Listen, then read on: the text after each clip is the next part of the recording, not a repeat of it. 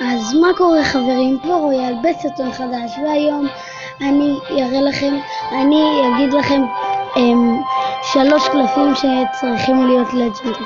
קודם כל, מקודם פתחתי לג'נדרי צ'סט, וכן יצא לי, תסתכלו מה יצא לי. יצא לי את הלמברג'ק, ואני גם ארנה 9, איזה כיף. והשיא שלי היה 120 לפני ארנה 10. אז טוב, אני עכשיו הולך להגיד לכם כמה קלפים שצריכים להיות מצידי לג'נדרי. הזאפ מצידי צריך להיות לג'נדרי כי הוא פשוט קלף חזק, הוא עוצר, מוריד כל מיני דברים. את הסקלטונים הוא מוריד, הוא עוצר כל מיני דברים, הוא מוריד לחצי חיים את המיניונוד, הוא עוצר, הוא יכול לעצור אינפרנו דרגון, הוא יכול לעצור הכל, כל מה שרד וכל מה שיורה. הוא יכול גם לעצור את האינפרנו טאוור שהוא לא יעשה מכות, כאילו וגם ספארקי.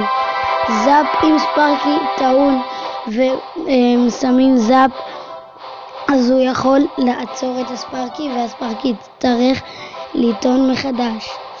אז עוד קלף שאני חושב שבטוח כולם יגידו שכן, הלג'נדרי, שהקלף שאני צריך שהוא יהיה, שאני חושב שהוא יהיה לג'נדרי, כן, זה האליט ברברים. שום קלף לא יכול לעצור אותם, הם פשוט עכשיו הקלפים הכי טובים במשחק. אין קלף שיכול לעצור את זה.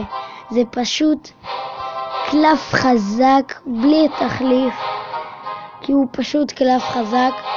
והקלף השני שאני חושב שצריך שתי קלפים, אז זה הסקרמי והמגה מיניון. מגה מיניון הוא בכל התקפה יכול לעזור, בכל התקפה. לבון גרייביארד, לבון אינפרנו וגרייביארד, כל התקפה הוא תומך בה. והסקרמי זה צריך להיות לג'נדרי מכיוון שהוא יוצר מלא דברים.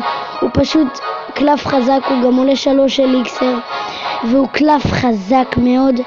פעם הוא היה עולה 4 אליקסר והוא היה עם יותר סקלטונים, והוא היה קלף גרוע, אחד הקלפים הכי גרועים במשחק. עכשיו תראו, כמעט בכל דק אתם תראו את הקלף הזה. אז זה הסרטון להיום, לא כזה סרטון ארוך, ומקווה שנהנתם. אם נהנתם, תנו לייק וסאב, תכתבו בתגובות מה אתם רוצים שיהיה, ויאללה ביי.